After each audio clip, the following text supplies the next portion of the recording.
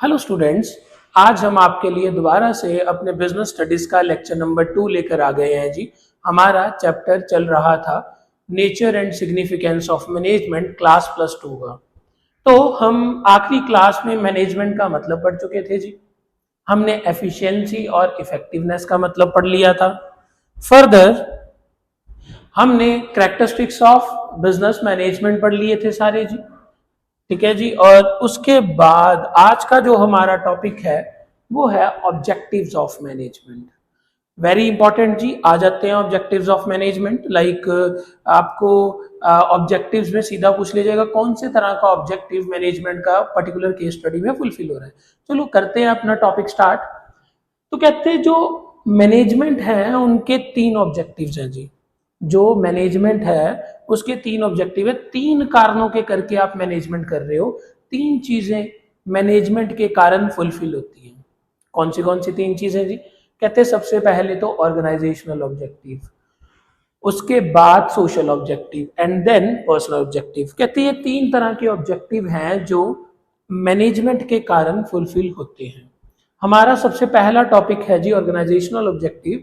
इसके बारे में हम पढ़ते हैं। कहते हैं कि यार आपने बोला मैनेजमेंट का मतलब है लोगों से काम करवाना इफेक्टिवली और एफिशिएंटली ताकि ऑर्गेनाइजेशन के गोल फुलफिल हो जाए। ये हम लास्ट लेक्चर में पढ़ चुके हैं। कहते हैं अब हम मैनेजमेंट कर क्यों रहे हैं, क्या जरूरत है मैनेजमेंट करने की? तो हमने बोला मैनेजमेंट करने की सबसे पहली जरूरत है, अगर आप मैनेजमेंट करोगे तो आपकी जो ऑर्गेनाइजेशन है, आपका जो बिजनेस है, उसके ऑब्जेक्टिव फुलफिल हो जाएंगे। अब कैसे जी? कहते कि यार मैनेजमेंट का सीधा सा मतलब है कि भाई अच्छी तरह से काम करवाना। अगर आप अपनी ऑर्गेनाइजेशन में बहुत बेहतर तरीके से काम करवाओगे तो ऑर्गेनाइजेशन के ऑब्जेक्टिव फुलफिल हो जाएंगे और ऑटोमेटिकली प्रॉस्पेरस बनेगी ऑर्गेनाइजेशन और ऑर्गेनाइजेशन ग्रो करेगी। अब ऑर्गेनाइजेशन में 3 पॉइंट्स हैं, बड़े इजी पॉइंट्स हैं जी, बहुत इजी हैं याद करने। सुनना, जब भी आप कोई बिजनेस खोलते हो, जब भी आप कोई बिजनेस खोलते हो तो सबसे पहली चीज उसमें यही रहती है कि यार मेरा जो बिजनेस है वो सरवाइव करे। ठीक है जी। एक बार बिजनेस सरवाइव कर गया उसके बाद आपको होता है कि यार मुनाफा हो, कि अब तो हम सरवाइव कर चुके हैं मार्केट में, अब हमें हमारे बिजनेस में चाहिए मुनाफा। एक बार बिजनेस में मुनाफा हो गया तो आप कहोगे अब यार हमारे बिजनेस में ग्रोथ हो, हमारा बिजनेस धीरे धीरे करके बढ़े। अब हमारा शहर है जी, बड़ा मशहूर शहर है हमारा राजपुरा। राजपुरा की एक खासियत है बहुत अच्छी। राजपुरा में हर साल या हर 4 महीने बाद बहुत से नए बिजनेस खुलते हैं और हर 4 महीने बाद बहुत से नए बिजनेस जो खुले थे वो बंद हो जाते हैं। क्यों? क्योंकि उन्होंने मैनेजमेंट अच्छी तरह नहीं करी। अगर वो मैनेजमेंट अच्छी तरह करते तो उन्हों का पहला ऑब्जेक्टिव यही रहना था कि भाई हमें मार्केट में सरवाइव करना है, कि भाई बहुत ज्यादा कंपटीशन है, हमें सरवाइव करना है जैसे मर्जी करके।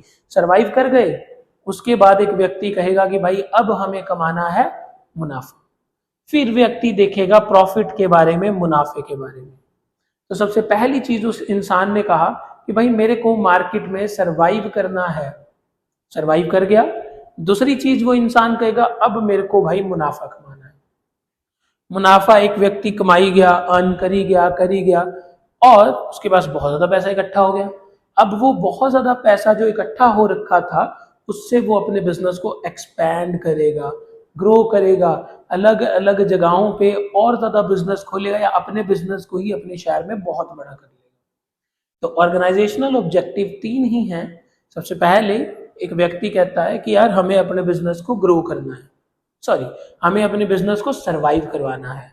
उसके बाद एक बिजनेस कहता है कि भाई हमें मुनाफा कमाना है, कि सरवाइव तो हम कर चुके हैं, हमें अब कमाना है मुनाफा। उसके बाद थर्ड पॉइंट एक व्यक्ति कहता है कि भाई अब मेरे को करनी है एक्सपेंशन। आई होप आपको ऑर्गेनाइजेशनल ऑब्जेक्टिव पूरा क्लियर हो गया होगा। ठीक है जी। दूसरा जो ऑब्जेक्टिव होता है ऑर्गेनाइजेशन का वो होता है सोशल ऑब्जेक्टिव। मैनेजमेंट की वजह से आपका सोशल ऑब्जेक्टिव भी फुलफिल हो जाता है जी। अब सोशल ऑब्जेक्टिव का मतलब क्या है? सोशल ऑब्जेक्टिव का मतलब है कि आप मैनेजमेंट के थ्रू सोसाइटी के लिए क्या कर रहे हो। अगर आपकी ऑर्गेनाइजेशन में अच्छी मैनेजमेंट है तो उसका सोसाइटी को क्या बेनिफिट है, सोसाइटी में क्या क्या चीजें आप बेहतर कर सकते हो अच्छी मैनेजमेंट कर कर। तो हमने कहा कि भाई सोसाइटी में सबसे पहले तो मैं एक क्वालिटी प्रोडक्ट दूंगा, मतलब एक ऐसा प्रोडक्ट दे दूंगा अपने स्टूडेंट्स को या अपने शहर के लोगों को कि यार वो बोलेंगे कि भाई वाह वाह क्या बात है। अब क्वालिटी प्रोडक्ट के साथ साथ ऐसा नहीं होना चाहिए कि आपने एक अच्छा प्रोडक्ट बनाकर दे दिया और आप उसको कहो कि मैं तो भाई 5,000 का बेचूंगा, मैं 10,000 का बेचूंगा। नहीं, अगर आप अच्छी मैनेजमेंट करना चाहते हो तो आपको सोशल ऑब्जेक्टिव फुलफिल करना पड़ेगा। आपको सबसे पहले तो क्वालिटी प्रोडक्ट देना पड़ेगा, अच्छा प्रोडक्ट देना पड़ेगा। दूसरी चीज रीजनेबल प्राइजेस, कहते उसके जो दाम, उसका जो प्राइस रहना चाहिए वो भी कम रहना चाहिए। प्राइस इतना ज्यादा नहीं होना चाहिए कि एक व्यक्ति अफोर्ड ही ना कर पाए। तो सोसाइटी के प्रति दो ऑब्जेक्टिव्स हम पढ़ चुके हैं। कहते पहला तो सोसाइटी को आपको कैसा प्रोडक्ट देना है, गुड क्वालिटी प्रोडक्ट, जिसके हाई स्टैंडर्ड्स हो, घटिया क्वालिटी का प्रोडक्ट नहीं देना।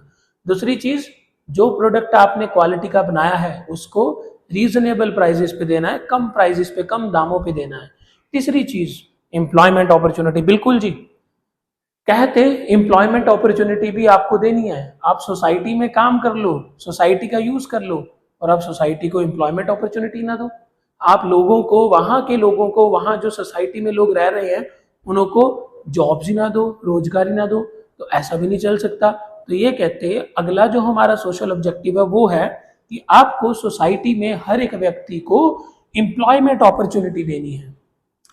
चौथा पॉइंट जी, इकोनॉमिक वेल्थ, कहते आपको जनरेट करनी है अपनी इकोनॉमी में वेल्थ।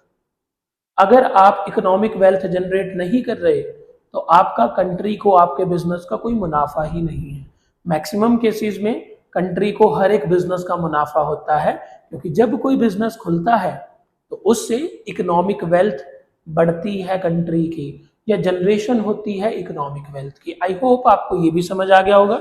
अगला पॉइंट है जी last, eco friendly methods of production, very important. Eco friendly methods of production, कहते आपने सब कुछ कर दिया पर आपने इस तरीके से प्रोडक्शन करी गुड्स की जिससे कि सोसाइटी या इन्वायरमेंट को हार्म हो रहा है, नुकसान पहुंच रहा है, तो आप सोशल ऑब्जेक्टिव फुलफिल नहीं कर रहे। कहते आपको ये सोशल ऑब्जेक्टिव भी फुलफिल करना पड़ेगा। वो क्या है, eco friendly methods of production.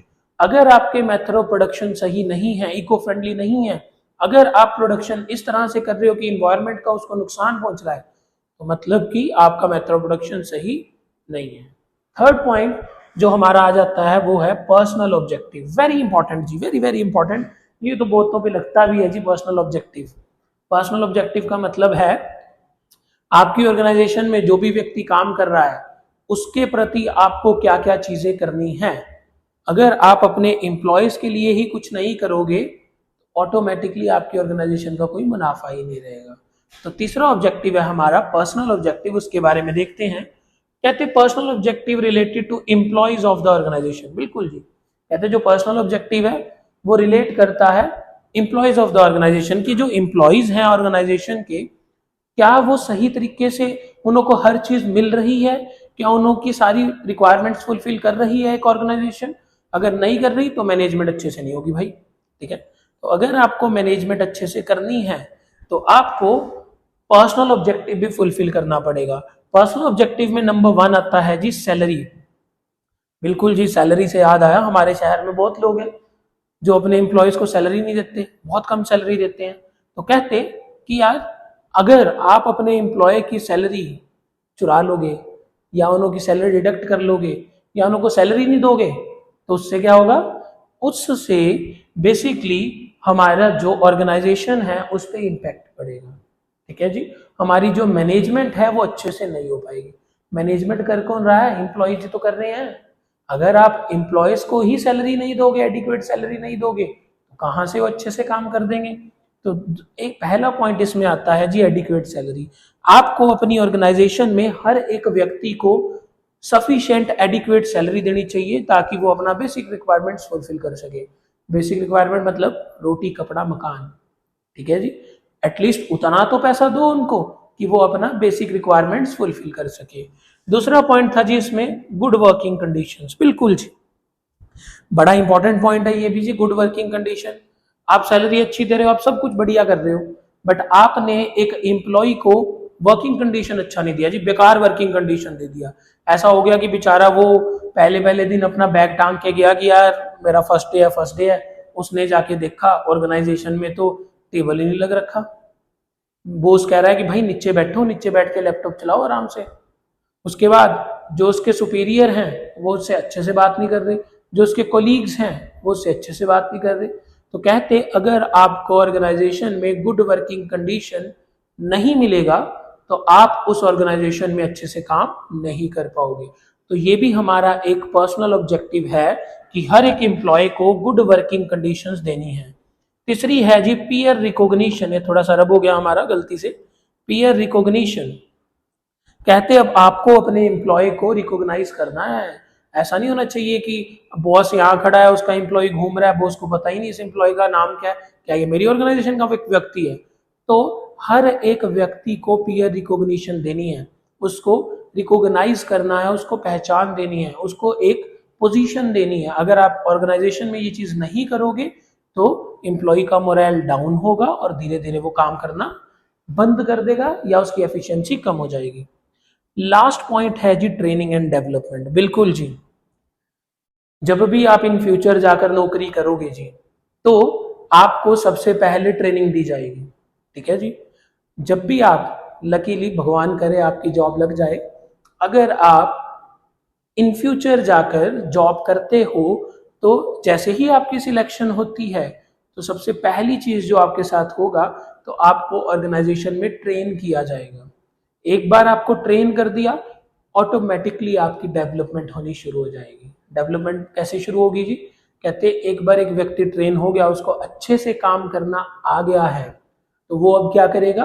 अच्छे से काम करेगा, हाई एफिशिएंसी से, इफेक्टिवनेस से काम करेगा, जिससे कि उसकी प्रमोशन जल्दी होगी और उसकी डेवलपमेंट होगी। तो यहाँ पे हमारा ये टॉपिक खत्म होता है जी। ऑर्गेनाइजेशनल ऑब्जेक्टिव, सोशल ऑब्जेक्टिव और पर्सनल ऑब्जेक्टिव।